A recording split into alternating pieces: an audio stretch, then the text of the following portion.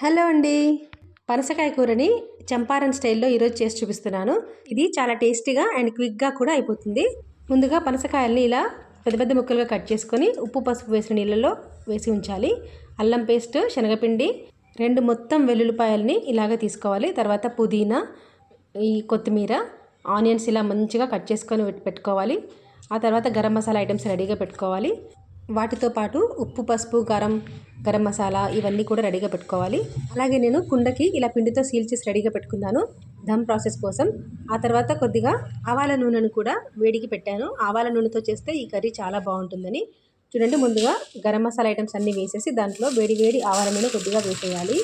ఆ తర్వాత ఆనియన్స్, మనం ఒక 4-5 పెద్ద ఆనియన్స్ని ఇలా పొడుగుగా కట్ చేసుకొని అవి కూడా అందులో వేసేసుకోవాలి. ఈ కర్రీకి ఆనియన్స్తోనే మనకు టేస్ట్ వస్తుంది. ఆ తర్వాత కారము, ధనియాల పొడి, జీలకర్ర పొడి, కసూరి మేతి, ఉప్పు, కొద్దిగా గరం మసాలా, పసుపు ఇవన్నీ చక్కగా వీటిలో కలిపేసుకోవాలి.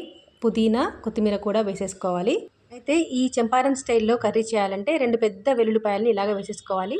దాంతోపాటే అల్లం వెల్లుల్లి పేస్ట్, మనం పెద్ద పెద్ద ముక్కలు కట్ చేసుకున్న పనసకాయలను కూడా వేసేసి కొద్దిగా శనగపిండిని నీళ్ళలో కలుపుకొని అది కూడా పోసేసుకోవాలి.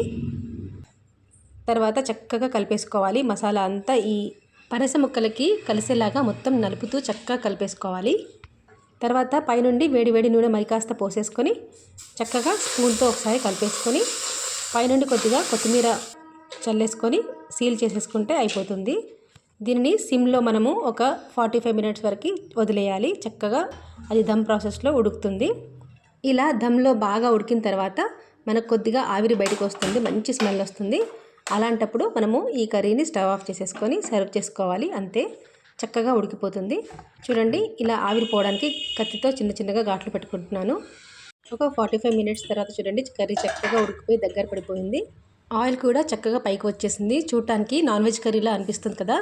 మనము ఇదే స్టైల్లో పనసకాయ ప్లేస్లో మటన్ కానీ చికెన్ కానీ వేసుకోవచ్చు. చంపారన్ స్టైల్లో మటన్ చికెన్ కూడా చాలా బాగుంటుంది. ఇది కుండలో చేసుకుంటే ఒక టేస్ట్ ఉంటుంది, కుక్కర్లో చేస్తే ఇంకో టేస్ట్ ఉంటుంది. మీకు ఎలా ఈజీగా ఉంటే అలా చేసుకోండి. మీకు వీడియో నచ్చితే లైక్ చేయండి, షేర్ చేయండి, కామెంట్ చేయండి, సబ్స్క్రైబ్ చేసుకోండి. Thank you for watching.